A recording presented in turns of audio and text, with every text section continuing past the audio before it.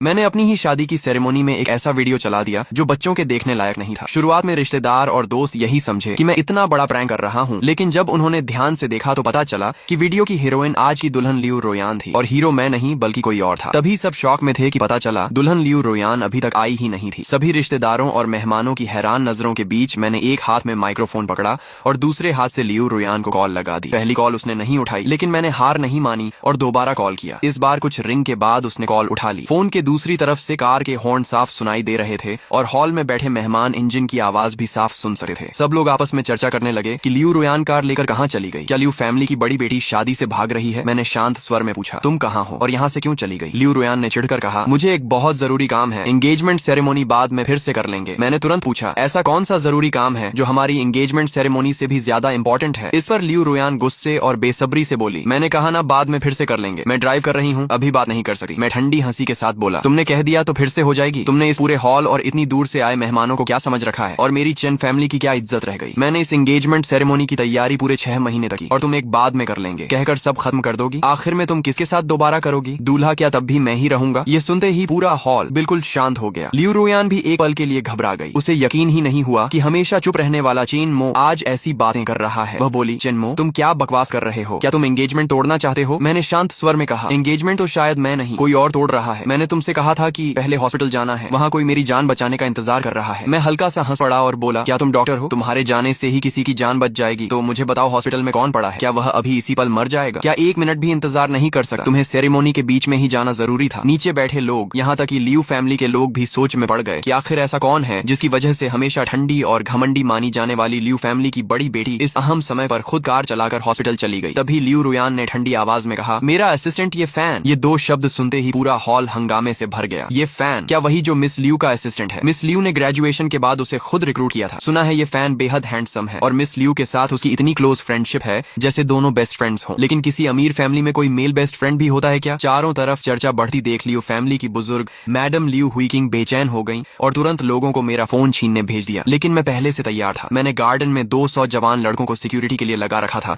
जिन्होंने चारों तरफ घेरा बना लिया था। मैंने फिर पूछा, उसे क्या हुआ है? इस बार भी सिर्फ सर्दी बुखार है या फिर उसे साइकिल ने टक्कर मार दी? मुझे हमेशा से तुम दोनों के रिश्ते पर शक रहा है। आखिर लियू फैमिली का असली प्रेसिडेंट कौन है? अगर वह सिर्फ एक छोटा सा असिस्टेंट है तो फिर तुम जैसी बड़ी बेटी अपने होने वाले पति को छोड़कर उसकी सेवा करने क्यों दौड़ी चली जाती हो? लियू रोयान गुस्से में बोली, चेनमो क्या तुम ताने मारना बंद नहीं कर सकते? वह सिर्फ मेरा असिस्टेंट नहीं मेरा दोस्त भी है। अगर तुम उसकी रिस्पेक्ट नहीं कर सकते तो इसका मतलब मेरी भी रिस्पेक्ट नहीं करते। उसकी बात सुनकर मेरा दिल एक पल को कांप उठा। हाँ, मैं अच्छी तरह जानता था कि उस असिस्टेंट की रिस्पेक्ट न करने की कीमत क्या होती है। पूरा परिवार बर्बाद हो जाता है और लाश सड़क पर पड़ी मिलती है। पिछली जिंदगी में भी मेरी कम उम्र में मौत का कारण यही ये फैन था, लेकिन इस बार मैं दोबारा जन्म लेकर लौटा था। अब मैं इस हरामी लड़के और हरामजादी औरत की जोड़ी को कदम कदम पर बदनाम करूंगा। उनकी ऐसी बदनामी होगी कि सदियों तक लोग उन्हें याद रखेंगे। उन्हें बदनाम करना मेरी पूरी प्लान का पहला कदम था। इतना कहकर मैंने आगे कहा, लगता है तुम्हारे लिए तुम्हारा यह दोस्त मुझ जैसे होने वाले पति से भी ज्यादा इंपॉर्टेंट है। अगर ऐसा है तो आज एक फैसला कर लो, मैं और ये फैन, तुम किसे चुनोगी? लियू रोयान ने कभी नहीं सोचा था कि मैं उससे ऐसा सवाल पूछूंगा और उसे इस तरह मजबूर कर दूंगा। उसके दिल में वह और ये फैन एक दूसरे के बेहद करीब थे, लेकिन मेरे मुंह से उनके रिश्ते पर इतना गंदा शक सुनकर वह अंदर तक हिल गया। मैंने दोबारा पूछा, जवाब दो, तुम किसे चुनोगी? इस बार भी मैं पीछे नहीं हटा। लियू रोयान ने मन ही मन मेरी और ये फैन की तुलना की। उसे लगा कि ये फैन उसे मुझसे ज्यादा समझता है, हर बात में उसकी मर्जी का ख्याल रखता है। आखिर उसने बिना सोचे बोल दिया, ये फैन। इतना कहकर उसने जल्दी से कॉल काट दी और तेज स्पीड में हॉस्पिटल की तरफ निकल गई। लेकिन ये शब्द बोलते ही उसके दिल में अचानक अजीब सी घबराहट होने लगी, जैसे उसकी जिंदगी का सबसे इंपॉर्टेंट इंसान उससे हमेशा के लिए दूर जा रहा हो। दूसरी तरफ हॉल में बैठे सभी रिश्तेदारों और मेहमानों ने उसके मुंह से उसका फैसला अपनी कानों से सुन लिया। अब कोई भी उसकी तरफदारी नहीं कर रहा था। कोल्ड ब्यूटी गॉडेस वाली उसकी पूरी इमेज एक पल में टूट गई। बूढ़ी मैडम लियू हुईकिन ने अपनी जिंदगी में पहली बार इतनी शर्म महसूस की। उन्हें अपनी पोती लियू रोयान पर गुस्सा भी आ रहा था और मुझ पर भी कि मैंने इतने लोगों के सामने सारी बात खोल कर रखी। उन्होंने तुरंत लियू फैमिली के एक नौकर को बुलाकर कहा, जाओ उस नालायक लड़की को अभी इसी वक्त वापस लेकर आओ और अगर वो ये फैन मर गया है तो मरने दो, अगर अभी जिंदा है तो उसे सच में मरवा दो। उसी समय लियू रोयान हॉस्पिटल पहुंच चुकी थी। वह सफेद वेडिंग ड्रेस पहने हुए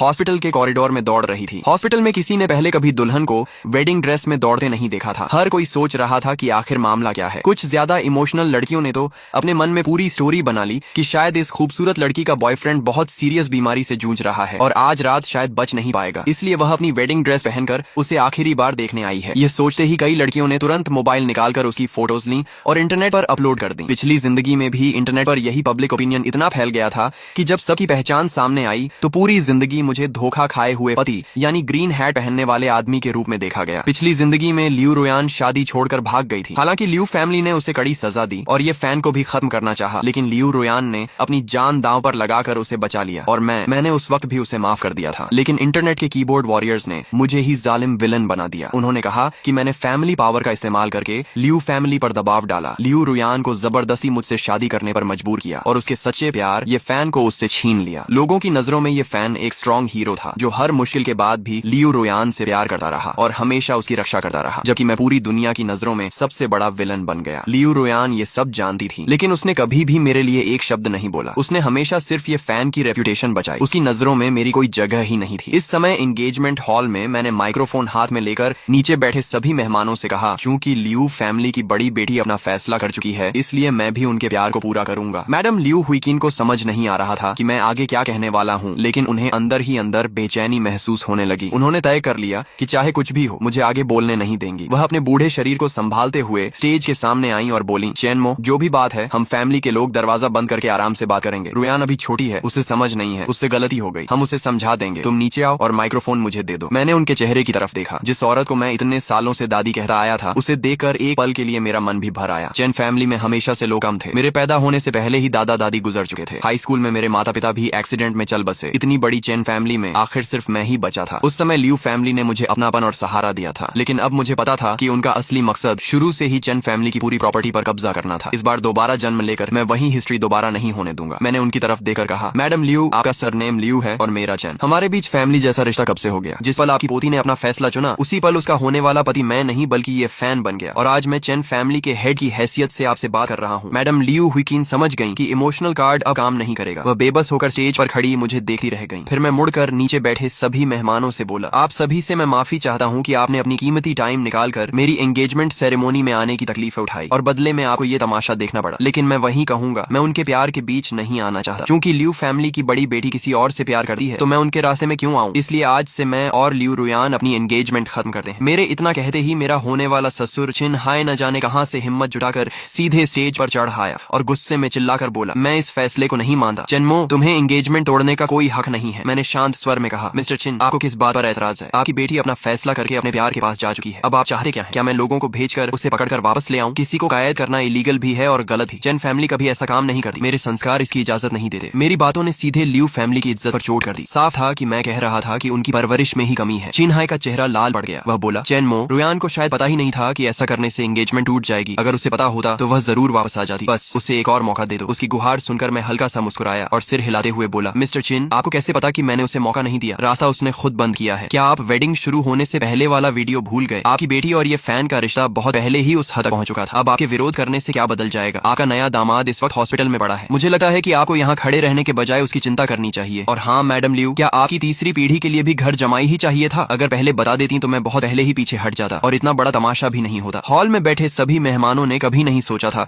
कि मैं इतने शांत और रॉयल अंदाज में सब संभालूंगा। चिन्हाय इतना अच्छा दामाद खोना नहीं चाहता था। वह आखिरी कोशिश करते हुए मेरे पास आया और धीरे से बोला, चैनमो, बड़े घरानों की शादी ऐसी ही होती है। तुम अपनी जिंदगी जियो, वो अपनी। रोयान इतने साल तुम्हारे साथ रही है, अब तुम ऐसे कैसे मुंह मोड़ सकते हो? उससे बस एक गलती हो गई है, उसे माफ कर दो। उससे शादी करोगे तो आधा लियू फैमिली बिजनेस तुम्हारा हो जाएगा। पुराने रिश्ते और इतनी दौलत की खातिर एंगेजमेंट मत तोड़ो। उसकी बातें सुनकर मेरे मन में आया कि क्या इस बूढ़े की अकदल सच में घास चरने चली गई है? इतनी बड़ी बेइज्जती के बाद भी वह चाहता है कि मैं सब सह लूं, जबकि आज तक मेरा और लियू रोयान का रिश्ता बिल्कुल साफ था। गले मिलने और किस के अलावा हमारे बीच कभी कुछ नहीं हुआ। एक बार धोखा खा चुका हूँ, लेकिन दूसरी बार कभी नहीं खाऊंगा। मैंने सबके सामने कहा, चेन फैमिली के पास पैसों की कोई कमी नहीं है। हमें लियू फैमिली की दौलत की जरूरत नहीं। और अब मैं दूसरी अनाउंसमेंट करता हूँ, आज से चेन फैमिली लियू फैमिली की स्ट्रेटेजिक पार्टनर नहीं रहेगी। जो प्रोजेक्ट्स चल रहे हैं वो पूरे होंगे, लेकिन उसके बाद लियू फैमिली के साथ कोई नया प्रोजेक्ट साइन नहीं किया जाएगा। ये सुनते ही सिर्फ चिन हाय ही नहीं, मैडम लियू हुइचिन भी सन्न रह गईं। गुस्से और सदमे से उनका शरीर जवाब दे गया और वह वहीं जमीन पर बेहोश होकर गिर पड़ी। सब लोग चिल्लाने लगे, जल्दी करो, मैडम को हॉस्पिटल ले जाओ। लियू फैमिली के लोग उन्हें उठाकर तुरंत हॉस्पिटल ले गए। चिन हाय ने भी बेबसी से सिर हिलाया और उनके पीछे चला गया। मैं वहीं रुकर सभी मेहमानों को शांत करता रहा। देर रात जब सारे मेहमान चले गए और शोर पूरी तरह खत्म हो गया, तब चैन फैमिली मैंशन फिर से शांत हो गया। लेकिन इस सन्नाटे के नीचे एक बड़ा तूफान छिपा था। मैं और शन यूचू लिविंग रूम में लौटे। हम दोनों हैंगओवर टी पीते हुए बिना कुछ बोले बैठे रहे। शन यूचू देर से खिलने वाले ब्लैक रोज की तरह थी। वह ज्यादा दिखावा नहीं करती थी, लेकिन उसकी खूबसूरती और आकर्षण से नजर हटाना मुश्किल था। अगर लियू रोयान बर्फ पर खिली स्नो लोटस थी, तो शन यूचू एक रहस्यमयी ब्लैक रोज थी। वह मुझसे 3-4 साल बड़ी थी। चैन फैमिली ने उसे अडॉप्ट किया था, लेकिन कुछ समय बाद ही मेरी माँ मेरे साथ प्रेग्नेंट हो गई। मेरे जन्म के बाद भी चैन फैमिली ने कभी शेन यूचू के साथ भेदभाव नहीं किया, उसे हमेशा अपनी असली बेटी की तरह पाला। आखिरकार शेन यूचू ने ही चुप्पी तोड़ी। वह बोली, चैनमो, क्या तुम सच में बात यहीं खत्म कर दोगे? लियू रोयान ने तुम्हारे साथ जो किया उसे देखकर मुझे बहुत गुस्सा आ रहा है। उसने तुम्हारे सच्चे प्यार की इतनी बड़ी बेइज्जती कैसे कर दी? इतना कहते कहते शेन यूचू रो पड़ी। इस बार मैंने भी खुद को मजबूत दिखाने का नाटक नहीं किया। मेरा पूरा शरीर जैसे टूट गया हो। मैं कुर्सी पर ढहकर बैठ गया। मेरी आंखें बिल्कुल खाली थीं। उनमें दुख, निराशा, बेबसी और यकीन न कर पाने का दर्द साफ दिखाई दे रहा था। दोबारा जन्म लेने के बाद भी मुझे अब तक यकीन नहीं हो रहा था कि लियू रोयान मेरे साथ ऐसा कर सकती है। आज शादी छोड़कर भाग जाने से जो बेइज्जती हुई वह तो सिर्फ शुरुआत ही। मैंने जो कुछ सहा था उसकी तुलना आज की घटना से हो ही नहीं सकती। 10 साल बाद पिछली जिंदगी में लियू रोयान ने सिर्फ ये फैन का बदला लेने के लिए मुझे इतनी बेरहमी से पीटा था कि मैं हमेशा के लिए वेजिटेटिव स्टेट में चला गया था। मैंने खुद को संभालते हुए कहा, यह मामला यहीं खत्म नहीं होगा। लियू रोयान तो बाद की बात है। सबसे पहले मैं लियू फैमिली से उसकी इस चॉइस की कीमत वसूल करूंगा। फिर मैंने शेन यूचू की तरफ देखकर पूछा, एक औरत के लिए सबसे ज्यादा इंपॉर्टेंट चीज क्या होती है? उसके जवाब देने से पहले ही मैंने खुद कहा, आज मैंने सबके सामने लियू रोयान की चीटिंग सबूतों सहित पब्लिक कर दी। इससे दुश्मन को जितना नुकसान हुआ उतना थोड़ा नुकसान मुझे भी हुआ। लेकिन अब इस जिंदगी में लियू रोयान किसी भी अमीर घराने में शादी नहीं कर पाएगी। लियू फैमिली कभी भी उसे ये फैन के साथ रहने नहीं देगी। हमें उन दोनों के खिलाफ कुछ करने की भी जरूरत नहीं पड़ेगी। लियू फैमिली खुद ही दोनों को सजा देगी। हमें सिर्फ लियू फैमिली को खत्म करना है। मैं चाहता हूँ कि उनका पूरा खानदान बर्बाद हो जाए और कभी दोबारा खड़ा न हो सके। मैंने चाय का कप कसकर पकड़ लिया। मेरी आंखों में गुस्सा, हिंसा और खून खौलाने वाली किलिंग इंटेंट साफ दिखाई दे रही थी। शेन यूचू ने मुझे पहले कभी इस रूप में नहीं देखा था। उसे लगा जैसे मैं पूरी तरह बदल चुका हूँ। वह बोली, ठीक है चैनमो, मैं हमेशा तुम्हारे साथ हूँ। पूरी चैन फैमिली तुम्हारा सहारा बनेगी। हम उनसे हर दर्द का 10 गुना हिसाब लेंगे। इतना कहकर शेन यूचू मेरे पास आई और बचपन की तरह मेरे माथे पर हाथ फेरने लगी। मैं उसके चेहरे को देखा रह गया जिसे मैं पिछले जन्म से सबसे ज्यादा याद करता था। पिछली जिंदगी में जब मैं वेजिटेटिव स्टेट में था तब शेन यूचू हर दिन मेरी देखभाल करने आती थी। वह खुद मुझे करवट बदलती, मसाज करती, मेरे कानों में बाहर की दुनिया की बातें सुनाती और जाते समय हमेशा मेरे सिर पर हाथ फेरती थी। मैं खुद को रोक नहीं पाया और उठकर उसे कसकर गले लगा लिया। मुझे आज तक नहीं पता कि पिछली जिंदगी में शेन यूचू को लियू रोयान कहाँ ले गई थी और उसका आखिर क्या अंजाम हुआ। मरते दम तक मुझे सिर्फ इसी बात का पछतावा रहा कि मैंने लियू रोयान से प्यार क्यों किया और उसे अपने सबसे करीबी इंसानों को चोट पहुंचाने दी। मैंने मन ही मन कसम खाई कि इस जन्म में अगर किसी का साथ कभी नहीं छोड़ूंगा तो वह सिर्फ शेन यूचू होगी। मैंने अपना सिर उसके कंधे और गर्दन पर रख दिया। उसकी वही जानी पहचानी खुशबू महसूस करते ही मेरी सारी भावनाएं टूट कर बाहर आ गईं। जिसे मैंने खो दिया था उसे दोबारा पाने का एहसास इतना गहरा था कि मैं फूट फूट कर रो पड़ा। शेन यूचू भी मेरे अचानक गले लगाने से एक पल के लिए सन्न रह गई। इतने सालों में बड़े होने के बाद हमने कभी एक दूसरे को इस तरह गले नहीं लगाया था। बचपन से वही मुझे पालती आई थी। मैं हमेशा उसके पीछे पीछे घूमता था। लेकिन जब मेरी मुलाकात लियू रोयान से हुई तो मैंने खुद ही उससे दूरी बना ली थी। अब मेरी रुलाई सुनकर शेन यूचू को लगा कि शायद मैं अभी भी लियू रोयान को भूल नहीं पाया हूँ। उसका दिल भर आया। उसने भी मुझे अपनी बाहों में भर लिया और बचपन की तरह मेरे सिर के पीछे हाथ फेरते हुए अपने इस रोने वाले छोटे भाई को चुप कराने लगी। मैं काफी देर तक रोता रहा। दिल में जमा वर्षों का दर्द आखिर बाहर निकल गया और मेरा मन पहले से काफी हल्का हो गया। फिर मैंने खुद को संभाल कर कहा, दीदी अब आप आराम करिए, कल कंपनी में बहुत सारा काम हमारा इंतजार कर रहा है। इतना कहकर मैं बाहर जाने लगा। शेन यूचू ने पूछा, इतनी रात को कहाँ जा रहे हो? क्या अभी भी बाहर जाना जरूरी है? मैंने जवाब दिया, मैं हमारे वेडिंग हाउस जा रहा हूँ। वहाँ से कुछ सामान वापस लाना है। वो माँ पापा की छोड़ी हुई यादें हैं, उन्हें मैं लियू रोयान के पास नहीं छोड़ सका। ये सुनकर शेन यूचू समझ गई कि मैं पछतावे में लियू रोयान से मिलने नहीं जा रहा, इसलिए उसने मुझे नहीं रोका। उसने लोगों को मुझे सुरक्षित चैन फैमिली मैंशन से बाहर छोड़ने का आदेश दिया। मेरे जाने के बाद उसने ठंडी आवाज में कहा, लियू फैमिली, अब तुमसे पुराना हिसाब बराबर करने का समय आ गया है। शेन यूचू कोई साधारण औरत नहीं थी। सिर्फ 22 साल की उम्र में उसने अकेले चैन फैमिली का पूरा बिजनेस संभाल लिया था और उसे कभी गिरने नहीं दिया। यही उसकी असली काबिलियत थी। अगर पिछली जिंदगी में मैंने अपनी मूर्खता में उसकी पावर छीनकर सब कुछ लियू रोयान के हवाले न किया होता तो लियू फैमिली कभी भी चैन फैमिली पर कब्जा नहीं कर पाती और शेन यूचू को भी लियू रोयान अगवा नहीं कर पाती। चेन्हाई पवेलियन लियू फैमिली द्वारा बनाया गया एक लग्जरी विला एरिया था। मेरा और लियू रोयान का वेडिंग हाउस भी वहीं था। मैंने डोर खोला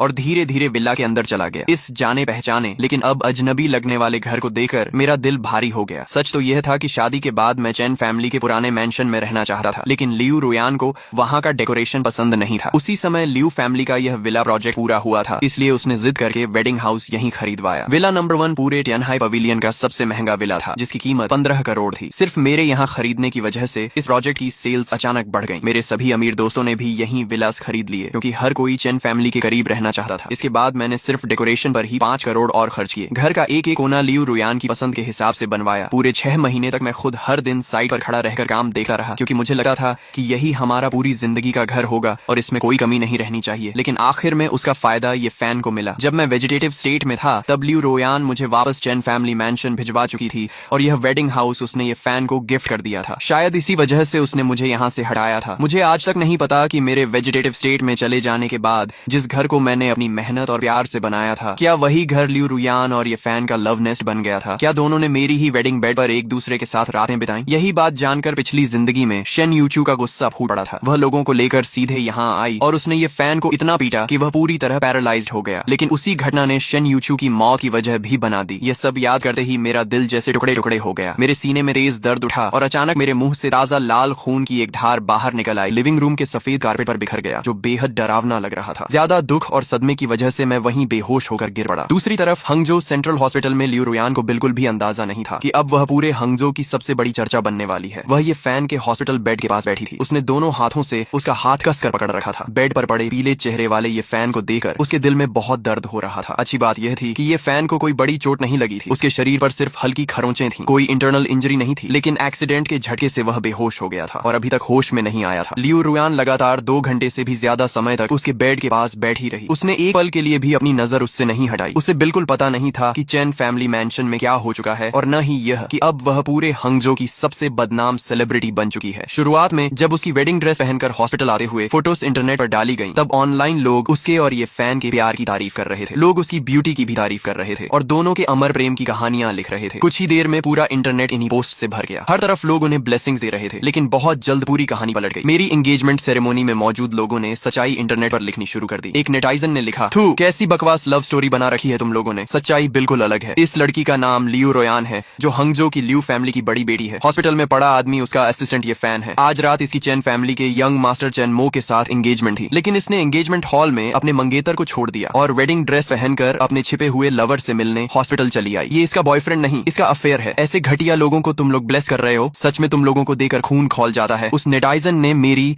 लियू रुयान और ये फैन की पूरी कहानी विस्तार से लिख दी। उसने एंगेजमेंट हॉल की फोटोज भी अपलोड कर दी। एक फोटो में मैं अकेला स्टेज पर खड़ा था। मेरे चेहरे पर दर्द, अकेलापन और निराशा साफ दिखाई दे रही थी और स्टेज के पीछे लगी बड़ी स्क्रीन पर वही फोटो चल रही थी जिसमें लियू रुयान नाइट ड्रेस पहनकर ये फैन के साथ ही कमरे में थी। सारे एविडेंस इतने साफ थे कि उसके अफेयर पर किसी को शक नहीं रहा। देखते ही देखते इंटरनेट का पूरा माहौल बदल गया। उधर लियू रुयान को अभी भी कुछ पता नहीं था, क्योंकि हॉस्पिटल पहुंचते ही उसने अपना मोबाइल स्विच ऑफ कर दिया था। लगातार कॉल्स आ रही थी। उसे डर था कि कहीं रिंग की आवाज से ये फैन की नींद न टूट जाए। दूसरा कारण ये था कि उसे समझ नहीं आ रहा था कि अपने फैमिली और चेन फैमिली को क्या एक्सप्लेनेशन दे। इसलिए उसने सोचा कि फोन बंद कर देना ही बेहतर है। उसके मन में अब भी यही था कि मैं बस थोड़ी देर के लिए नाराज हूँ। जब वह वापस जाकर मुझे आमने सामने समझाएगी तो मैं उसे माफ कर दूंगा। अगर मैंने उसे माफ कर दिया तो लियू फैमिली भी उसे कुछ नहीं कहेगी। फिर किसी अच्छे दिन वह मुझसे दोबारा प्रपोजल करवाएगी। जब उसका गुस्सा ठंडा हो जाएगा तो वह मेरी आज की बदतमीजी भी माफ कर देगी और मुझसे शादी कर लेगी। वह मन ही मन सोच रही थी। उसने मुझसे ये फैन और अपने बीच चुनने को कहा था। इस बार मैं उसे पूरे 1 हफ्ते इग्नोर करूंगी ताकि उसे सबक मिले। मुझ जैसी प्रिंसेस की बात मानना उसे सीखना होगा। लेकिन आखिर में शादी तो मैं उसी से करूंगी। शादी में ये फैन को बेस्ट मैन बनाऊंगी। शादी के बाद हम 2 बच्चे करेंगे। पहला बेटा होगा और उसका सरनेम लियू होगा। बस यही तय रहा। इतने सालों से हमारा रिश्ता हमेशा ऐसा ही था। चाहे वह कितनी भी बड़ी गलती करे, जैसे ही वह मेरे सामने आकर थोड़ा प्यार दिखाती, मैं उसे माफ कर देता। उसकी नजरों में वह एक प्रिंसेस थी और मैं उसका हमेशा साथ देने वाला नाइट। लेकिन इस बार उसने बहुत बड़ी भूल कर दी थी। उसका नाइट तो उसी दिन मर चुका था और उसे मारने वाली भी वही थी। वह अभी भी अपने सपनों में खोई हुई थी कि अचानक वार्ड का दरवाजा जोर से खुला। वह घबरा गई। बेड पर पड़ा ये फैन भी डर के मारे हल्का सा हिल गया, लेकिन उसने तुरंत फिर से बेहोश होने का नाटक जारी रखा। लियू रुयान को लगा कि शायद मैं उसे ढूंढते हुए यहाँ पहुंच गया हूँ। वह घबराकर दरवाजे की तरफ देखने लगी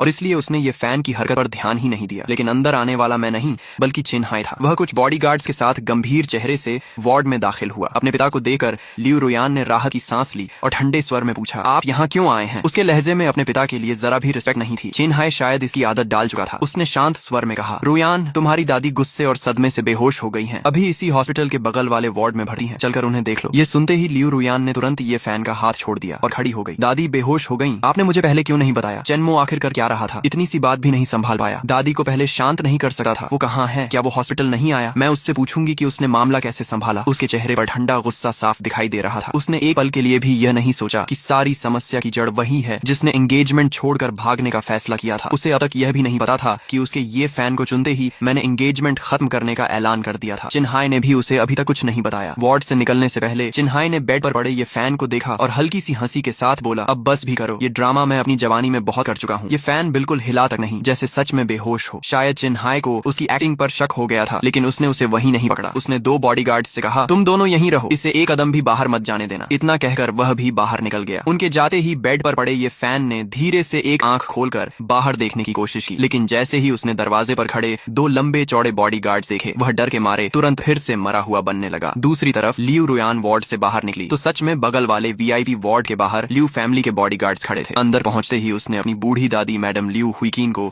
बेड पर बेहोश पड़ा देखा। ये देखकर उसकी आंखों से आंसू निकल पड़े। उसने तुरंत दादी की पुरानी नौकरानी वंग माँ से पूछा, मेरी दादी को क्या हुआ? उनकी ऐसी हालत कैसे हो गई? वंग माँ कुछ पल चुप रही। वह पिछले 50 सालों से लियू फैमिली की सेवा कर रही थी। बचपन से ही मैडम लियू हुईकिन के साथ रही थी और लियू रुयान को भी उसी ने बड़ा होते देखा था। उसे आज भी यकीन नहीं हो रहा था कि उसकी बड़ी मिस ऐसा काम कर सकती है, लेकिन सच उसके सामने था। अपनी एंगेजमेंट छोड़कर अपने असिस्टेंट से मिलने हॉस्पिटल आना, वह भी वेडिंग ड्रेस पहनकर। वांग माँ ने गहरी सांस लेते हुए कहा, मिस, मैडम गुस्से और सदमे से बेहोश हो गई थी। अब खतरे की बात नहीं है, थोड़ी देर में होश आ जाएगा। तभी बेड पर पड़ी मैडम लियू हुईकिन ने बाहर की आवाज सुन ली और धीरे धीरे उनकी आंखें खुल गईं। वंग माँ तुरंत उन्हें सहारा देकर बैठाने लगी। लियू रुयान भी भागकर उनकी मदद करने पहुंची और बोली, दादी अब कैसी हैं आप? चेनमो कहाँ है? आप हॉस्पिटल में भर्ती हैं और वो आपके साथ भी नहीं आया? उसने आपकी देखभाल नहीं की? उसने अब भी अपनी एंगेजमेंट छोड़कर भागने की बात का जिक्र तक नहीं किया। उसे अब भी लगता था कि सारी गलती मेरी है। लेकिन मैडम लियू हुईकिन ने उसका हाथ झटक दिया और गुस्से से बोली, मुझसे दूर रहो, मेरी कोई ऐसी पोती नहीं है। अब जाकर लियू रुयान समझ गई कि सारी सच्चाई सामने आ चुकी है। फिर भी उसके चेहरे पर कोई शर्म नहीं थी। उसने बिल्कुल बेपरवाही से कहा, दादी आपको आखिर हुआ? आप ऐसी बातें क्यों कर रही हैं? बात तो सिर्फ एंगेजमेंट की है, बाद में दोबारा सेरेमनी कर लेंगे। मैं अभी चेनमो को फोन करके बुलाती हूँ, वो आकर आपसे माफी मांग लेगा। इतना कहकर लियू रुयान ने अपना मोबाइल ऑन किया और मुझे कॉल करने ही वाली थी कि मैडम लियू हुईकिन ने तुरंत उसे रोक दिया, क्योंकि उन्हें अच्छी तरह पता था कि लियू रुयान को अभी तक बाहर क्या क्या हो चुका है इसकी कोई खबर नहीं है। उसे यह भी नहीं पता था कि मैं एंगेजमेंट तोड़ने का ऐलान कर चुका हूँ। अगर वह इसी रवैये से मुझे फोन करती तो मामला और बिगड़ जाता और मेरे मन में बची हुई आखिरी नरमी भी खत्म हो जाती। मैडम लियू हुईकिन ने गंभीर आवाज में कहा, पहले फोन मत करो, मेरी पूरी बात सुनो। इस बार लियू रुयान ने दादी की बात नहीं टाली। उसने चुपचाप मोबाइल वापस रख दिया और बोली, दादी आप कहिए। मैडम लियू हुईकिन बेड के सहारे बैठ गईं। फिर उन्होंने वांग माँ से कहा कि बाहर जाकर दरवाजा बंद कर दो। वांग माँ के बाहर जाते ही वार्ड में सिर्फ दादी और पोती रह गईं। अगले ही पल मैडम लियू हुईकिन का चेहरा गुस्से से लाल हो गया। उन्होंने कड़क आवाज में डांटते हुए कहा, क्या तुम्हें जरा भी समझ है कि तुमने क्या किया है? क्या तुम्हें लगता है कि मैं बूढ़ी हो गई हूँ इसलिए अब तुम्हें रोक नहीं सकती? तुमने ऐसा काम किया है जिससे पूरे लियू फैमिली का सिर शर्म से झुक गया, हमारी कई पीढ़ियों की इज्जत मिट्टी में मिला दी। दादी की डांट सुनकर लियू रुयान का पूरा शरीर कांप उठा। उसकी आंखों से आंसू बहने लगे। उसे समझ ही नहीं आ रहा था कि दादी इतनी नाराज क्यों है। वह रोते हुए बोली, दादी मैंने ऐसा क्या कर दिया? आप मुझे इस तरह क्यों डांट रही हैं? मैंने फैमिली की इज्जत कैसे खराब कर दी? मैडम लियू हुईकिन और भी गुस्से में बोली, तुम्हें अभी भी समझ नहीं आया? मुझे बताओ, बगल वाले वार्ड में कौन पड़ा है? उसकी क्या हैसियत है? कौन सा अधिकार है उसके पास कि वह हॉस्पिटल के सबसे महंगे वीआईपी वार्ड में भर्ती हो? जितना बोलती जा रही थी उनका गुस्सा उतना ही बढ़ता जा रहा था। फिर भी वह अपनी पोती की इज्जत का ध्यान रख रही थी। अगर कोई और होता तो शायद वह और भी ज्यादा अपमानजनक बातें कहती। उनकी नजर में भले ही मेरी और लियू रुयान की अभी शादी नहीं हुई थी, लेकिन एंगेजमेंट हो चुकी थी। इसलिए उनका मानना था कि लियू रुयान का यह व्यवहार एक शादीशुदा औरत की बेवफाई से कम नहीं था। उनके जमाने में ऐसी औरतों को समाज कभी माफ नहीं करता था। दादी की बातें सुनकर लियू रुयान पूरी तरह सन्न रह गई। उसने आज तक अपने फैमिली को ये फैन के बारे में कभी सच नहीं बताया था। मेरे अलावा सभी लोग सिर्फ इतना जानते थे कि ये फैन उसका असिस्टेंट है। उसी पल उसे लगा कि किसी ने उसकी पीठ में छुरा घोंप दिया है। उसने जल्दी से पूछा, दादी आपको कैसे पता चला कि ये फैन यहाँ है? क्या चेनमो ने आपको बताया? वो ऐसा कैसे कर सकता है? मैंने उसे पहले ही समझा दिया था कि मेरा और ये फैन का वैसा कोई रिश्ता नहीं है, वो सिर्फ मेरा असिस्टेंट है। चेनमो कितना छोटी सोच वाला इंसान है। ये सुनकर मैडम लियू हुईकिन गुस्से में हंस पड़ी। उन्होंने कहा, कैसा असिस्टेंट? ऐसा कौन सा असिस्टेंट होता है जिसके लिए कंपनी की सीईओ अपनी एंगेजमेंट छोड़कर भाग जाए? किस कंपनी में बॉस अपने असिस्टेंट के हॉस्पिटल बेड के पास घंटों बैठकर उसकी सेवा करता है? क्या तुम्हें लगता है कि लोग इतने बेवकूफ हैं? तुम दोनों का रिश्ता बॉस और असिस्टेंट का है, ये बात कौन मानेगा? दादी के सवालों के सामने लियू रुयान पूरी तरह चुप हो गई। उसे समझ नहीं आ रहा था कि वह अपने और ये फैन के रिश्ते को कैसे समझाए। उसके दिल में ये फैन के लिए प्यार नहीं बल्कि फैमिली जैसा अपनापन था, जैसे खून का रिश्ता न होते हुए भी कोई अपना हो। लेकिन अगर वह यह बात कहती भी तो क्या दादी उस पर भरोसा करती? उसे लगा कि अब सिर्फ मैं ही उसकी मदद कर सकता हूँ। अगर मैं आकर दादी को समझा दूं तो शायद सब ठीक हो जाए। यही सोचकर उसने फिर से मेरा नंबर डायल किया। इस बार मैडम लियू हुईकिन ने उसे नहीं रोका। उन्होंने सिर्फ शांत स्वर में कहा, बेकार कोशिश मत करो, मुझे पूरा यकीन है कि चेनमो अब तुम्हारा फोन नहीं उठाएगा। लियू रुयान को इस बात पर विश्वास नहीं हुआ। उसने तुरंत मुझे कॉल किया, लेकिन सच में मैंने फोन नहीं उठाया। पहले ऐसा कभी नहीं हुआ था। वह जब भी मुझे कॉल करती थी मैं 3 रिंग के अंदर फोन उठा लेता था, लेकिन आज उसने लगातार 3 बार कॉल किया और हर बार कोई जवाब नहीं मिला। मैडम लियू हुईकिन ने गहरी सांस लेते हुए कहा, मेरी बच्ची, अब मैं तुम्हें पूरी सच्चाई बताती हूँ। फिर उन्होंने उसके हॉस्पिटल जाने के बाद एंगेजमेंट हॉल में जो कुछ भी हुआ था वह एक एक बात विस्तार से सुनानी शुरू की। उन्होंने बताया कि मैंने उसे फोन किया, उससे मेरे और ये फैन में से किसी एक को चुनने के लिए कहा और आखिर में मैंने सबके सामने एंगेजमेंट खत्म करने का ऐलान कर दिया। हालांकि दादी ने मेरे पास मौजूद लियू रुयान और ये फैन के होटल रूम वाली फोटोज का जिक्र नहीं किया, लेकिन सिर्फ एंगेजमेंट टूटने की बात सुनकर ही लियू रुयान के पैरों तले जमीन खिसक गई। वह अविश्वास से बोली, ये कैसे हो सकता है? चेनमो मुझसे इतना प्यार करता है, वो हमारी एंगेजमेंट कैसे तोड़ सकता है? नहीं, मुझे अभी उसके पास जाना होगा। मैं उससे पूछूंगी कि उसने ऐसा कैसे कर दिया। इतना कहकर वह बाहर भागने लगी, लेकिन मैडम लियू हुईकीन ने उसे रोक लिया और बोली, वापस आओ। अब वहाँ जाकर क्या करोगी? अपनी पोती को देखकर उन्हें पहली बार एहसास हुआ कि उन्होंने उसकी परवरिश में बहुत बड़ी गलती की है। इस पूरे मामले में गलती सिर्फ लियू रुयान की थी। मैंने तो बस इस बार उसकी हरकतें सहना बंद कर दिया था। मैडम लियू हुईकीन ने गंभीर स्वर में पूछा, मुझे सच सच बताओ, बगल वाले वार्ड में पड़ा वो लड़का तुम्हारे लिए आखिर है कौन? और तुम दोनों का रिश्ता आखिर किस हद तक पहुंच चुका है? ये सवाल सुनकर लियू रुयान कुछ पल के लिए चुप रह गई। उसकी नजरें इधर उधर भटकने लगी। थोड़ी देर बाद उसने धीरे से कहा, दादी आप कैसी बातें कर रही हैं? मेरा और ये फैन का कोई ऐसा रिश्ता नहीं है। आप मुझ पर भरोसा कीजिए, हम सिर्फ कॉलीग्स हैं या फिर अच्छे फ्रेंड्स। चेनमो ने जो कहा वह सब झूठ है। मैंने फोन पर मैं ये फैन को चुनती हूँ इसीलिए कहा था क्योंकि मैं हॉस्पिटल आ रही थी। उसका मतलब ये नहीं था कि मैंने चेनमो और ये फैन में से ये फैन को चुना। अब सोचती हूँ तो मानती हूँ कि वह जवाब गलत था। चेनमो ने चालाकी से मेरे लिए जाल बिछाया था और मैं खुद उसमें फंस गई। लेकिन मैडम लियू हुईकीन उसकी एक भी बात मानने को तैयार नहीं थी। उन्हें साफ समझ आ गया था कि लियू रुयान अब भी सच छिपा रही है। उन्होंने गुस्से से कहा, अब भी झूठ बोल रही हो? तुम्हारी ये सफाई तो मुझे भी नहीं माननी। बाहर बैठे इतने बड़े बड़े लोग कैसे मानेंगे? आज एंगेजमेंट में जो लोग आए थे उनमें हमारे बड़े बड़े बिजनेस पार्टनर्स भी थे। अगर सबको यकीन हो गया कि तुमने अफेयर किया है तो सोचो लियू फैमिली को कितना नुकसान होगा। लियू रुयान हैरान होकर बोली, अफेयर? किसने कहा कि मेरा अफेयर है? मैडम लियू हुईकीन ने बिना कुछ कहे अपना मोबाइल निकाला और उसे वह फोटोज दिखा दी जिनमें वह और ये फैन साथ दिखाई दे रहे थे। जैसे ही लियू रुयान ने फोटोज देखी उसकी आंखें डर से फैल गईं। वह घबरा कर बोली, ये फोटोज आपको कहाँ से मिली? इन्हें किसने खींचा? मैडम लियू हुईकीन ने ठंडे स्वर में कहा, यह मत पूछो कि फोटोज कहाँ से आई। मैं सिर्फ इतना जानती हूँ कि चाहे तुम दोनों के बीच कुछ हुआ हो या नहीं, लेकिन वो ये फैन अब नहीं बचेगा। अगर चैन फैमिली कुछ नहीं करेगी तो लियू फैमिली खुद उससे निपटेगी। वह तुम्हारी जिंदगी का सबसे बड़ा दाग है। ये सुनते ही लियू रुयान घबरा गई। उसने तुरंत कहा, नहीं, आप उसे हाथ भी नहीं लगाएंगी। मैं ऐसा कभी नहीं होने दूंगी। अगर उसे मारना है तो पहले मुझे मार दीजिए। अपनी पोती के मुंह से यह सुनकर मैडम लियू हुईकीन का पूरा शरीर ढीला पड़ गया। वह गुस्से से कांपने लगी और कुछ पल तक बोल ही नहीं पाई। लेकिन लियू रुयान को उनकी हालत की परवाह नहीं थी। उसके दिमाग में सिर्फ उन फोटोज का सवाल घूम रहा था। उसने जल्दी से समझाना शुरू किया, मुझे याद आ गया, ये पिछले हफ्ते की बिजनेस ट्रिप की फोटोज हैं। उस रात ये फैन सिर्फ ऑफिस वर्क के सिलसिले में मेरे रूम में आया था। हम कंपनी के काम पर बात कर रहे थे। बाद में उसने गलती से कॉफी मेरे कपड़ों पर गिरा दी, इसलिए मुझे नाइट रोब पहननी पड़ी। बस इतनी सी बात ही। मैडम लियू हुईकीन उसकी बात आधी मान रही थी और आधी नहीं।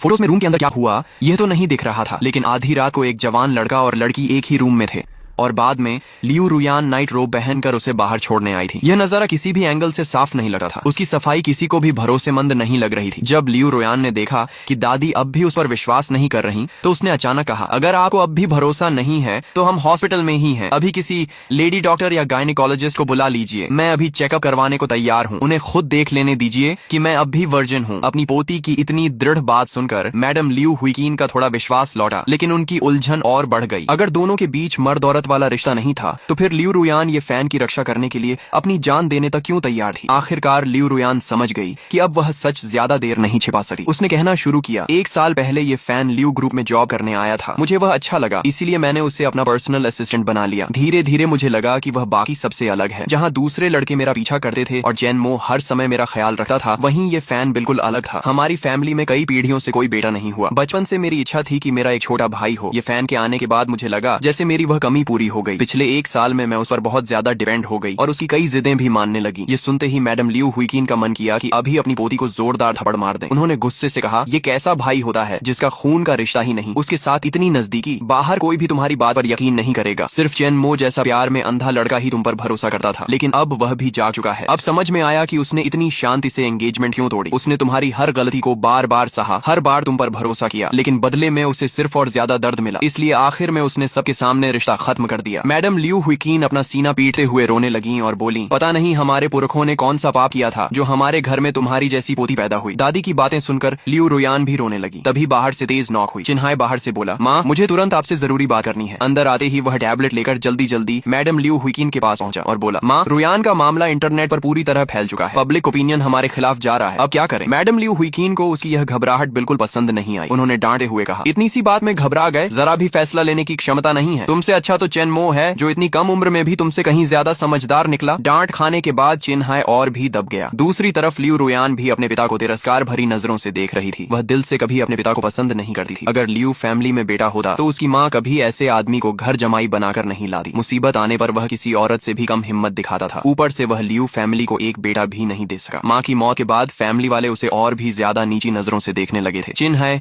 अब इन सब का आदी हो चुका था। उसने कुछ नहीं कहा, बस टैबलेट आगे बढ़ाते हुए बोला, माँ पहले ये देख लीजिए सोचिए, लियू रुयान और मैडम लियू हुईकिन ने टैबलेट लेकर पढ़ना शुरू किया, लेकिन कुछ ही देर बाद लियू रुयान का पूरा शरीर गुस्से से कांपने लगा, जबकि मैडम लियू हुईकिन को इतना बड़ा सदमा लगा कि वह दूसरी बार फिर बेहोश होकर गिर पड़ी। इंटरनेट पर मामला अब पूरी तरह हाथ से निकल चुका था। लोगों की राय दो हिस्सों में बढ़ चुकी थी, लेकिन जैसे जैसे और सच्चाई सामने आती गई, ज्यादातर लोग मेरे पक्ष में खड़े हो गए। कई लोगों ने इंटरनेट पर लिखना शुरू कर दिया कि मैंने सालों तक लियू रुयान के लिए क्या क्या किया था। किसी ने तो चेन फैमिली द्वारा लियू फैमिली को दिए गए एंगेजमेंट गिफ्ट्स और पैसों की पूरी लिस्ट तक पब्लिक कर दी। ये सब देखकर नेटाइजन्स भड़क उठे। अब लियू रुयान चाहे लाख सफाई दे कि उसका और ये फैन का रिश्ता भाई बहन जैसा है, कोई भी उसकी बात मानने को तैयार नहीं था। पूरा इंटरनेट उसकी आलोचना कर रहा था और साथ ही लियू फैमिली भी लोगों के निशाने पर आ गई थी। कुछ लोगों ने ऑनलाइन कैंपेन शुरू कर दिया कि अब से लियू फैमिली का कोई प्रोडक्ट नहीं खरीदेंगे। कई लोग लिख रहे थे कि अगले दिन मार्केट खुलते ही वे लियू फैमिली के शेयर्स बेच देंगे। साफ था कि अगला दिन लियू फैमिली के लिए किसी बुरे सपने से कम नहीं होने वाला था। अगर यह संकट नहीं संभला तो इतने सालों में जो कुछ उन्होंने चेन फैमिली के सहारे हासिल किया था वह सब पल भर में खत्म हो जाएगा। लियू फैमिली के शेयर्स तेजी से गिरेंगे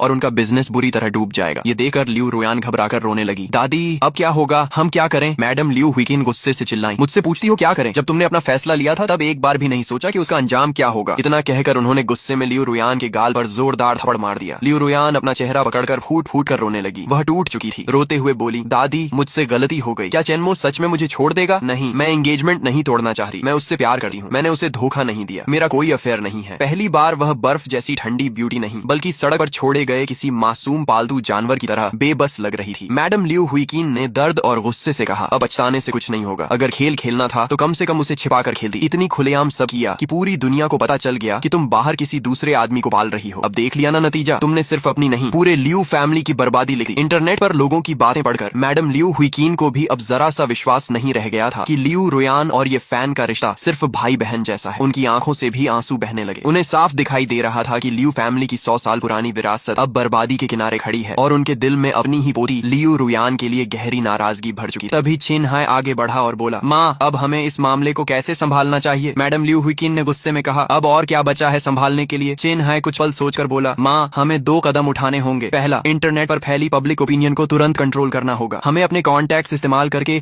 इस खबर को दबाना होगा। दूसरा, हमें तुरंत चेन मो के पास जाना होगा और उसे प्रेस कॉन्फ्रेंस करके सारी गलती अपने सिर लेने के लिए मनाना होगा। ये सुनकर लियू रुयान और मैडम लियू हुईकिन दोनों एक दूसरे को देखने लगी। उन्हें समझ आ गया कि तरीका तो सही है, लेकिन उसे पूरा करना सबसे मुश्किल काम होगा, खासकर मुझे मनाकर सारी गलती अपने ऊपर लेने के लिए तैयार करना, जबकि इस पूरे मामले में मेरी कोई गलती थी ही नहीं। लियू रुयान खुद भी मेरी कोई गलती नहीं ढूंढ पा रही थी। चिन हाय ने अपना पूरा प्लान समझाया। लियू फैमिली की दादी और पोती दोनों हैरान रह गईं। उन्होंने कभी नहीं सोचा था कि जिसे वे हमेशा निकम्मा घर जमाई और कमजोर आदमी समझती थी वही ऐसा सोल्यूशन निकाल देगा। कुछ देर पहले तक मैडम लियू हुईकिन उसे डांट रही थी कि उसमें लीडरशिप नहीं है, लेकिन अब वही उनकी सोच गलत साबित कर चुका था। चिन हाय बोला, पहला काम सबसे आसान है। लियू फैमिली की अपनी एंटरटेनमेंट कंपनी है। हम कुछ बड़े सेलिब्रिटीज की मदद से नए ट्रेंडिंग न्यूज बना देंगे। लोग जल्दी ही इस मामले को भूलकर दूसरी खबरों में लग जाएंगे। दूसरा, ये फैन की आइडेंटिटी को लेकर है। अब जब लोग बातें बना ही रहे हैं तो क्यों ना उसे सचमुच फैमिली का हिस्सा बना दें। अगर आप खुद सामने आकर उसे अपना गॉड ग्रैंडसन घोषित कर दें तो लोगों को लगेगा कि लियू रुयान और ये फैन का रिश्ता भाई बहन जैसा है। सबसे मुश्किल काम चेन मो को मनाना होगा। उसे पब्लिक के सामने आकर कहना होगा कि उसने सिर्फ जलन और गुस्से में गलत फहमी पाल ली थी। उसने ये फैन और लियू रुयान के रिश्ते को गलत समझा, इसलिए मामला इतना बढ़ गया। वह अपनी गलती मानता है, लियू रुयान पर भरोसा करता है और अब भी उससे बेहद प्यार करता है। चिन हाय ने आगे कहा, बाकी दोनों काम हो जाएंगे, लेकिन चेन मो का साथ मिलना मुश्किल है। मैडम लियू हुईकिन ने कुछ देर सोचकर तुरंत फैसला लिया। चिन हाय, आज से मैं तुम्हें लियू ग्रुप का वाइस प्रेसिडेंट नियुक्त करती हूँ। इस पूरे मामले की जिम्मेदारी तुम्हारी होगी। चेन मो को मनाने का काम मैं और रुयान करेंगे। तुम अभी इसी वक्त निकलो और रात भर पब्लिक ओपिनियन को कंट्रोल करने की कोशिश करो। चिन हाय तो इसी मौके का इंतजार कर रहा था। उसने तुरंत हामी भरी, टैबलेट उठाया और बाहर चला गया। उसके जाते ही मैडम लियू हुईकिन ने गंभीर नजरों से लियू रुयान को देखा और पूछा, मुझे आखिरी बार सच सच बताओ, तुम्हारा और ये फैन का फिजिकल रिलेशनशिप हुआ है या नहीं? इतने सब के बाद भी मैडम लियू हुईकिन को यकीन नहीं था कि दोनों सिर्फ भाई बहन जैसे हैं। उन्हें हमेशा लगा था कि ये रिश्ता प्रेमियों जैसा है। लियू रुयान की आंखें भर आईं। उसने कहा, दादी, अब तो आप भी मुझ पर भरोसा नहीं करती। मैं सच कह रही हूँ, मेरा और ये फैन का कभी ऐसा रिश्ता नहीं रहा। मैं उसे सिर्फ छोटे भाई की तरह मानती हूँ। अगर आपको यकीन नहीं है तो मैं अपनी माँ की कसम खाती हूँ। अपनी बेटी का जिक्र सुनते ही मैडम लियू हुईकिन के चेहरे का भाव बदल गया। कुछ देर चुप रहने के बाद उन्होंने कहा, ठीक है, मैं तुम्हारी बात मान लेती हूँ, लेकिन पूरी सुरक्षा के लिए तुम हॉस्पिटल में मेडिकल चेकअप करवाओ। रिपोर्ट लेकर चेन मो के पास जाओ और उसे दिखाकर अपनी बेगुनाही साबित करो। लियू रुयान हैरान होकर बोली, मेडिकल चेकअप? कौन सी रिपोर्ट? तभी मैडम लियू हुईकिन की नजर उसके पेट के नीचे की तरफ गई। उसी पल लियू रुयान समझ गई कि दादी वर्जिनिटी टेस्ट की बात कर रही हैं। 1 घंटे बाद लियू रुयान शर्म से लाल चेहरा लिए मेडिकल रिपोर्ट हाथ में लेकर चेन फैमिली मैंशन की तरफ निकल पड़ी। पूरे रास्ते उसने मुझे अनगिनत बार फोन किया, लेकिन मैंने एक भी कॉल नहीं उठाई। उसे समझ नहीं आ रहा था कि मैं सिर्फ गुस्से में हूँ या फिर सो रहा हूँ। उधर जब वह चेन फैमिली की तरफ आ रही थी की तभी मेरी आंख खुली। कुछ देर पहले दिल टूटने के दर्द और खून की उल्टी के बाद मैं बेहोश हो गया था, लेकिन अब मुझे लगा कि मेरे दिल में जमा हुआ वह आखिरी दर्द भी उस खून के साथ बाहर निकल चुका है। मैंने मन ही मन कहा, लियू रुयान, आज मैंने तुम्हें हमेशा के लिए अपने दिल से निकाल दिया। खून की उल्टी के बाद मेरा शरीर पहले से हल्का महसूस हो रहा था। ऐसा लग रहा था जैसे उसके लिए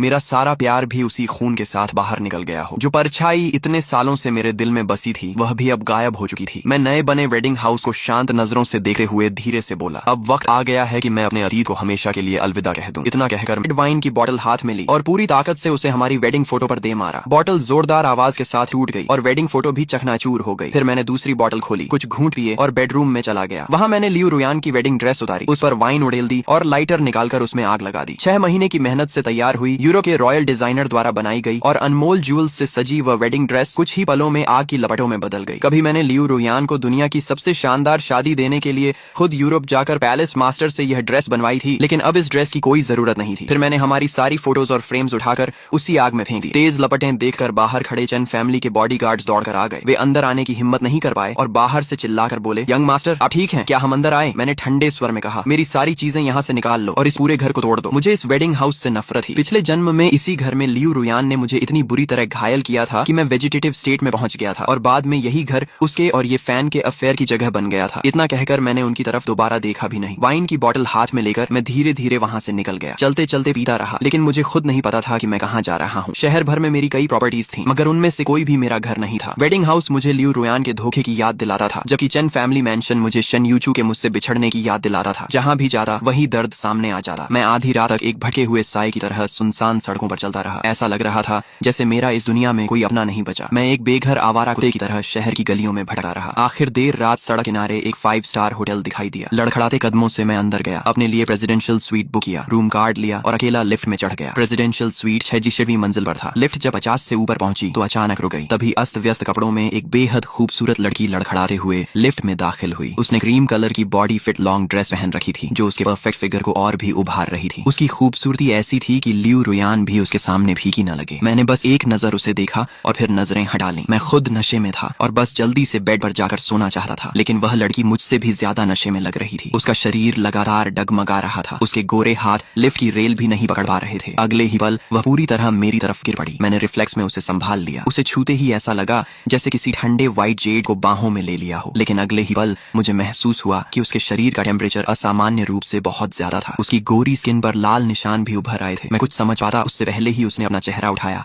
और अचानक मेरे होंठों पर अपने होंठ रख दी। उसने दोनों हाथों से मेरी गर्दन कसकर पकड़ ली। मैंने किसी तरह खुद को संभाला। जैसे ही लिफ्ट रुकी मैं उसे सहारा देकर अपने रूम तक ले गया। रूम में पहुंचते ही उसकी हालत और भी बेकाबू हो गई। वह मेरे और अपने कपड़े उतारने लगी। मैंने घबराकर कहा, मिस मिस, लेकिन उसने धीरे से कहा, कुछ मत कहो, बस मुझे किस करो। मेरे होंठ फिर से बंद हो गए। मेरे सामने इतनी खूबसूरत लड़की थी, ऊपर से मैं खुद भी शराब के नशे में था। उस पल मैं भी अपने होश पर काबू नहीं रख पाया और आंखें बंद करके सब कुछ भूल गया। उसी रात होटल के उस रूम में हमारे बीच पति पत्नी जैसा रिश्ता बन गया। दूसरी तरफ लियू रुयान जब चेन फैमिली मैंशन पहुंची तो उसे अंदर आने तक नहीं दिया गया। बहुत देर तक विनती करने के बाद बटलर अंकल ली ने सिर्फ इतना बताया कि मैं वेडिंग हाउस गया हूँ। यह सुनकर लियू रुयान के चेहरे पर उम्मीद लौट आई। उसने सोचा, चेन मो के दिल में अब भी मेरे लिए जगह है। वह वेडिंग हाउस में मेरा इंतजार कर रहा होगा। वह बिना रुके तुरंत वेडिंग हाउस की तरफ भागी, लेकिन वहाँ पहुंचने पर मैं कहीं नहीं था। पूरे घर में सिर्फ कुछ बॉडीगार्ड्स थे जो बेसबॉल बैट से हर डेकोरेशन तोड़ रहे थे। ये देखकर लियू रुयान गुस्से से चिल्लाई, रुको, तुम लोग क्या कर रहे हो? किसने कहा सब तोड़ने के लिए? अभी के अभी बाहर निकलो। बॉडीगार्ड्स उसे पहचानते थे। उनमें से एक बोला, यंग मास्टर ने खुद ऑर्डर दिया है। वे भी असमंजस में थे। अगर बाद में मेरा और लियू रुयान का पैचअप हो गया तो कहीं सजा उन्हें ही न मिल जाए। लियू रुयान फिर चिल्लाई, एक बार और नहीं कहूंगी, अभी निकलो। मजबूर होकर सभी बॉडीगार्ड्स बाहर चले गए। उनके जाते ही वह जमीन पर बैठ गई। पहली बार उसे एहसास हुआ कि मैं सचमुच हमेशा के लिए जा चुका हूँ। तभी उसकी नजर कारपेट पर गिरे मेरे खून पर पड़ी। सफेद कारपेट पर फैला गहरा लाल खून उसकी आंखों में चुभ गया। वह कांपते हुए बुदबुदाई, जन्मो, उसने खून की उल्टी की थी। मैंने आखिर उसके साथ क्या कर दिया? वह वहीं बैठकर फूट फूट कर रोने लगी। इस समय वह किसी सूखे पत्ते की तरह टूटी हुई और बेबस लग रही थी। उसकी आंखों में सिर्फ पछतावा और दर्द था। उधर प्रेसिडेंशियल स्वीट के आलीशान बेड पर मैं और वह अनजान लड़की गहरी नींद में थे। सुबह जब लड़की की आंख खुली तो वह कुछ पल के लिए बिल्कुल स्तब्ध रह गई। उसे समझ आया कि वह किसी अनजान रूम में है और उसके पास एक अनजान आदमी सो रहा है। वह चीखने ही वाली थी, लेकिन तुरंत उसने अपना मुंह हाथ से ढक लिया। उसे डर था कि कहीं मुझे जगह न दे। उसका नाम लियू मेंग्याओ था। वह मैजिक सिटी ओपेरा एकेडमी की फाइनल ईयर स्टूडेंट थी और ग्रेजुएशन से पहले ही होंगी फिल्म कंपनी के साथ कॉन्ट्रैक्ट साइन कर चुकी थी। पिछली रात वह अपने सीनियर जंग जी के बुलावे पर हंगजो एक परफॉर्मेंस के लिए आई थी। शो खत्म होने के बाद जंग जी उसे कुछ इन्वेस्टर्स से मिलाने ले गया। आने से पहले ही उसने इशारों में कह दिया था कि आज रात थोड़ा एडजस्ट करना पड़ेगा, लेकिन लियू मेंगयाओ को नहीं पता था कि उसका मतलब अपने शरीर का सौदा करना है। उसने उसी वक्त मना कर दिया और वहाँ से जाने लगी। जंग जी ने उसे रोक लिया और कहा कि कम से कम जाते जाते एक ग्लास वाइन पी लो। उसे लगा कि वाइन पीकर वह चली जाएगी,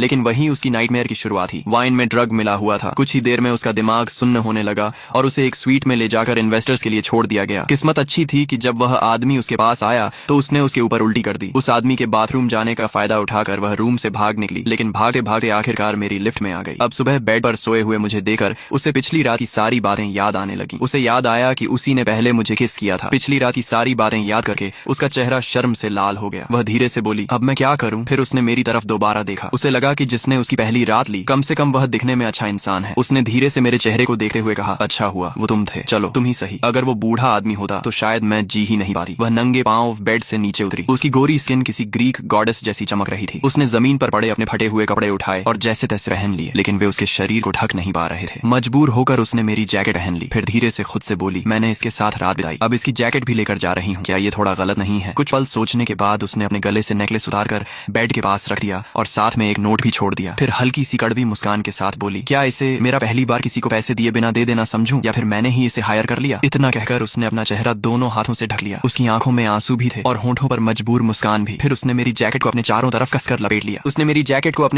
कसकर लपेट लिया और धीरे धीरे दरवाजे की तरफ बढ़ी। लेकिन दरवाजे तक पहुंचकर वह अचानक रुक गई। उसने बड़ी नजाकत से पीछे मुड़कर मेरी तरफ देखा। मैं गहरी नींद में बिल्कुल बेखबर सो रहा था। उसने मेरी शक्ल को ऐसे देखा जैसे उसे हमेशा के लिए अपने दिल में बसा लेना चाहती हो। कुछ पल बाद उसने बिना हिचकिचाए दरवाजा खोला और चुपचाप चली गई। मैं इतनी गहरी नींद में था कि दोपहर होने के बाद जाकर मेरी आंख खुली। जागने पर रूम में लियू मेंगयाओ कहीं दिखाई नहीं दी। तभी मुझे समझ आया कि वह बहुत पहले जा चुकी है। मेरी नजर बेड के पास गई जहाँ उसका नेकलेस और एक चिट्ठी रखी थी। उस पर लिखा था, ये सिर्फ एक एक्सीडेंट था, इसे दिल पर मत लेना। आपकी जैकेट मैं पहनकर ले जा रही हूँ, बदले में ये नेकलेस छोड़ रही हूँ। मैंने नेकलेस उठाकर अपनी हथेली में लिया। उसे नाक के पास ले जाकर उसकी हल्की सी खुशबू महसूस की। फिर मेरी नजर बेडशीट पर पड़े लाल खून के निशान पर गई। मेरे होंठों पर हल्की मुस्कान आ गई। मेरे साथ रात बिताकर इतनी आसानी से भाग जाओगी, ऐसा नहीं होने दूंगा। मैंने तुरंत अपना फोन निकाला और बॉडीगार्ड लियू हाओ को कॉल किया। कल रात जो लड़की मेरे रूम में आई थी, 1 घंटे के अंदर उसकी पूरी जानकारी चाहिए और मेरे लिए नए कपड़े भी लेकर आओ। इतना कहकर मैंने उसकी बात सुने बिना ही फोन काट दिया और बाथरूम में नहाने चला गया। उधर फोन करते ही लियू हाओ के होश उड़ गए। क्या कल रात कोई यंग मास्टर के रूम में घुस गया था? जल्दी सीसीटीवी चेक करो, पता लगाओ वो लड़की कौन थी। मैं नहाकर बाहर निकला ही था कि लियू हाओ नए कपड़े और एक फाइल लेकर रूम के बाहर पहुंच गया। मैंने फाइल खोले बिना कपड़े पहनते हुए पूछा, क्या पता चला? लियू हाओ बोला, यंग मास्टर, उस लड़की का नाम लियू मेंगयाओ है। वह अभी भी कॉलेज स्टूडेंट है और मैजिक सिटी ओपेरा एकेडमी में पढ़ती है। कल उसे हंगजो एक परफॉर्मेंस के लिए बुलाया गया था। शो खत्म होने के बाद डिनर पार्टी में उसके ड्रिंक में ड्रग मिला दिया गया। मैंने पूछा, अब वह कहाँ है? लियू हाओ बोला, सुबह सुबह हाई स्पीड ट्रेन से मैजिक सिटी लौट गई। मैंने फिर पूछा, उसे बुलाने वाला कौन था? लियू हाओ ने जवाब दिया, उसका नाम जांग जिए है, वही ओपेरा एकेडमी का सीनियर है। मैंने ठंडी आवाज में पूछा, मतलब ड्रग उसी ने मिलाया? लियू हाओ बोला, शायद उसी ने। अगर उसने खुद नहीं मिलाया तो भी वह पूरा पार्टनर था। मैंने ठंडी हंसी हंसते हुए कहा, पार्टनर? सीधी भाषा में कहो तो वह गर्ल्स सप्लाई करने वाला दलाल है। फिर मैंने पूछा, लियू मेंगयाओ को किसके पास भेजा जा रहा था? लियू हाओ कुछ झिझकते हुए बोला, सर उस आदमी को आप अच्छी तरह जानते हैं। मैंने कोट पहनते हुए पूछा, कौन? उसने धीमे से कहा, चिन थर्ड मास्टर। मैं कुछ पल सोचता रहा, फिर अचानक याद आया, क्या चिन्बो? चिन्हाई का छोटा भाई? लियू हाओ बोला, जी वही। उसका नाम सुनते ही मेरे दांत भींच गए। चिन्बो लालची, कैरेक्टरलेस और बेहद घटिया इंसान था। वह हमेशा चेन फैमिली का नाम लेकर बाहर लोगों पर रौब झाड़ता था। पहले वह लियू फैमिली की एक कंपनी में सिक्योरिटी गार्ड था। बाद में चिन्हाई ने मुझसे उसके लिए जॉब मांगी। उस समय मैं अपने होने वाले फादर इन लॉ को खुश करना चाहता था, इसलिए मैंने चिन्बो को सीधे चेन ग्रुप हेडक्वार्टर्स में लॉजिस्टिक्स डिपार्टमेंट का सुपरवाइजर बना दिया। लेकिन पावर मिलते ही उसने पूरे चिन फैमिली को कंपनी में भर दिया। रिश्वत, कमीशन, करप्शन और फ्रॉड से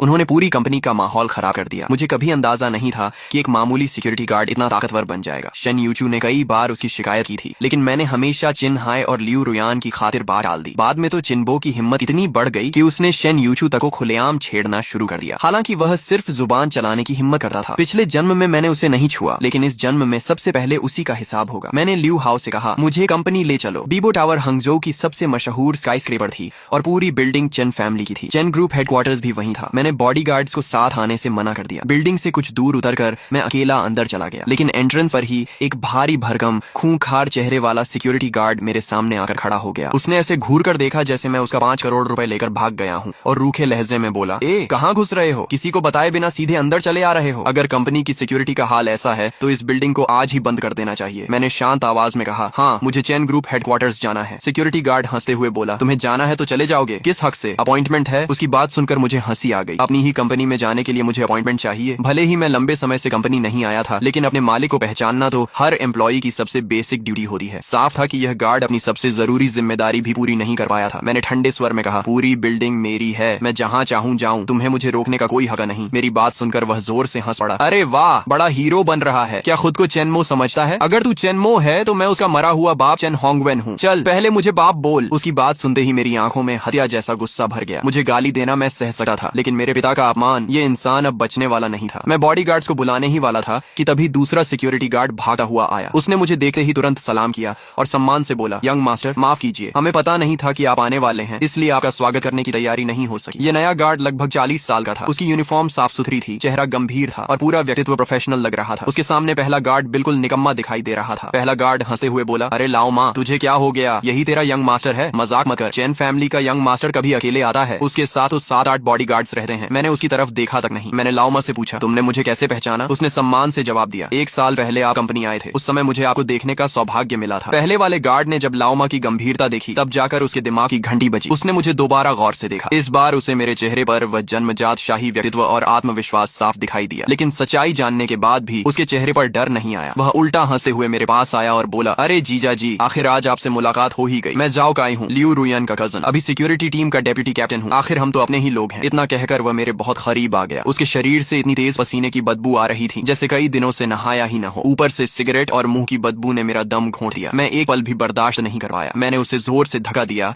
और ताजी हवा लेने के लिए एक तरफ हट गया। फिर मैंने लाओ माँ से कहा, पूरी सिक्योरिटी टीम को अभी यहीं बुलाओ। लाओ माँ ने बिना कोई सवाल किए तुरंत आदेश मान लिया। उधर जाओ काई के चेहरे पर हल्की घबराहट दिखाई देने लगी। 2 मिनट बाद दर्जनों सिक्योरिटी गार्ड्स लाइन बनाकर हॉल में खड़े थे। लाओ माँ ने उन्हें 2 कतारों में मेरे सामने खड़ा कर दिया। मैंने सभी पर नजर डालते हुए पूछा, सब लोग आ गए? मेरा सवाल सुनकर लाओ माँ झिझक गया। उसने अनजाने में जाओ काई की तरफ देखा। उसी पल मुझे समझ आ गया कि जाओ काय का यहाँ कितना दबदबा है। लाओ माँ जैसा ईमानदार आदमी भी उससे डरता था। मुझे गुस्सा आ गया। मैं तुमसे पूछ रहा हूँ, उससे नहीं। उसकी तरफ क्यों देख रहे हो? क्या ये कंपनी उसके बाप की है? तुम्हें सैलरी कौन देता है? सच तो ये था कि गलती मेरी ही थी। मैंने पहले लियू रुयान के परिवार को जरूरत से ज्यादा छूटी थी। लाओ माँ घबरा गया और तुरंत बोला, माफ कीजिए यंग मास्टर, मैं हमेशा चेन फैमिली का वफादार रहूंगा। आप मुझ पर भरोसा कर सकते हैं। मैंने उसे अपने पास बुलाया और कहा, सच सच बताओ, अभी सिक्योरिटी डिपार्टमेंट की हालत क्या है? किसी से मत डरो। आज मैं कंपनी के सारे गंदे लोगों को साफ करने आया हूँ। मेरी बात सुनते ही लाओ माँ की आंखों में उम्मीद लौट आई। उसने बिना झिझक कहा, यंग मास्टर, मेरी टीम में ज्यादातर रिटायर्ड सोल्जर्स हैं, लेकिन बाकी 2 टीम्स पूरी तरह चिन फैमिली के रिश्तेदारों से भरी हुई हैं। उनमें ज्यादातर जाओकाई जैसे निकम्मे लोग हैं। वे कंपनी में कोई काम नहीं करते, मैनेजमेंट की बात नहीं मानते और सिक्योरिटी ड्यूटी भी नहीं करते। पूरा दिन गार्ड रूम में बैठकर ताश खेलते रहते हैं। ये सुनते ही मेरा गुस्सा फटने वाला था। मैं उन्हें सैलरी खेलने के लिए देता हूँ? लाओ माँ ने आगे कहा, पहले मैं पूरे सिक्योरिटी डिपार्टमेंट का कैप्टन था, लेकिन चिन फैमिली के लोग आने के बाद मुझे हटा दिया गया और जाओ काई के पिता को कैप्टन बना दिया गया, मगर वह खुद महीनों तक ऑफिस नहीं आता। मेरा चेहरा और ठंडा हो गया। ये चिन फैमिली का हेडक्वार्टर था और उसकी सिक्योरिटी का ये हाल था। अगर कंपनी के डॉक्यूमेंट्स या एम्प्लॉइज के साथ कुछ हो जाता तो जिम्मेदार कौन होता? मैंने धीरे से लाओ माँ के कंधे पर हाथ रखा और कहा, लाओ माँ, तुम लोगों ने बहुत सहा है, गलती मेरी थी। मैंने ही उन लोगों को इतना सिर चढ़ाया कि आज उन्होंने हमारे कई पीढ़ियों की मेहनत से खड़ी की गई कंपनी को बर्बाद करने की नौबत ला दी। मेरी बात सुनकर लाओ माँ की आंखें भर आईं। वह 20 साल से चेन फैमिली में काम कर रहा था। अगर उसे सिर्फ नौकरी करनी होती तो वह कब का दूसरी कंपनी चला जाता। वह आज तक सिर्फ चेन फैमिली के लिए रुका था। उसने भावुक होकर कहा, यंग मास्टर, अब आपको सच समझ आ गया, बस यही काफी है, अभी भी देर नहीं हुई। मैं उसकी बात समझ गया। तभी पीछे से शेन यूचू अपने असिस्टेंट्स और सेक्रेटरीज के साथ मेरी तरफ आई। उसने मुस्कुराकर पूछा, चेन मो, तुम कंपनी आ गए, ऊपर क्यों नहीं आए? वह हमेशा की तरह आत्मविश्वास से भरी हुई थी। आज उसने ब्लैक बिजनेस सूट पहन रखा था जिसमें उसकी लंबी और खूबसूरत पर्सनालिटी और भी निखर रही थी। उसे फिर से सामने देकर मेरी आंखें भर आईं। उसने मेरे चेहरे की तरफ देखा और चिंता से पूछा, क्या हुआ? किसी ने तुम्हें परेशान किया? क्या इन सिक्योरिटी गार्ड्स ने तुम्हारा अपमान किया? वह इन गार्ड्स की असलियत अच्छी तरह जानती थी। अगर मैंने पहले उसे रोका न होता तो वह कब की इन सबको बाहर निकाल चुकी होती। मैंने सिर हिलाया, नहीं। फिर भावुक होकर बोला, दीदी, गलती मेरी थी। मैंने अच्छे और बुरे लोगों में फर्क नहीं किया और तुम्हें इतने साल बेवजह परेशान होने दिया। शेन यूचू ने लाओ माँ की तरफ देखा। लाओ माँ ने हल्का सा सिर हिलाकर सब समझा दिया। शेन यूचू ने मेरी तरफ देखकर मुस्कुराते हुए कहा, चेन मो, तुम मेरे सबसे अपने हो। तुम जो भी फैसला लोगे, तुम्हारी दीदी हमेशा तुम्हारे साथ रहेगी। उसकी बात सुनकर मेरी आंखों से आंसू निकल आए, क्योंकि पिछले जन्म में भी उसने सिर्फ मेरे एक फोन पर बिना विरोध किए पूरी कंपनी की पावर मुझे सौंपी थी। जब मैं वेजिटेटिव स्टेट में पड़ा था तब भी वही दिन रात मेरी सेवा करती रही। मैंने मन ही मन कसम खाई, दीदी, पिछले जन्म में मैं तुम्हारी रक्षा नहीं कर पाया, इस जन्म में इन सभी दीमकों को जड़ से खत्म कर दूंगा। मैंने तुरंत आदेश दिया, लीगल डिपार्टमेंट को बुलाओ, पुलिस को भी इन्फॉर्म करो, इन सभी लोगों को अरेस्ट किया जाएगा। इन्होंने कंपनी का जितना पैसा खाया है, 1-1 रुपया वापस निकलवाऊंगा। चेयरमैन ऑफिस में पहुंचते ही मैं गुस्से से फट पड़ा। शेन यूचू ने मेरे सामने जो फाइल्स रखी थी उन्हें पढ़ते पढ़ते मैंने गुस्से में मेज पर जोर से हाथ मार दिया। असल में शेन यूचू कभी चुप नहीं बैठी थी। भले ही उसके पास कार्रवाई करने का अधिकार नहीं था, लेकिन चिन फैमिली के हर इलीगल काम का पूरा रिकॉर्ड उसने सालों से इकट्ठा करके रखा था। वह सिर्फ उस दिन का इंतजार कर रही थी जब मुझे सच्चाई का एहसास होगा। पिछले जन्म में मैंने ये फाइल्स कभी नहीं देखी, लेकिन इस जन्म में वे आखिर मेरे सामने थी। उन्हें पढ़कर मुझे पहली बार पता चला कि चिन फैमिली के लोगों ने कंपनी के साथ कितनी बड़ी बड़ी गद्दारियां की थी और ली जोरेन, चेन होंगवेन चेन और ल्यू हुईचिन ने पलट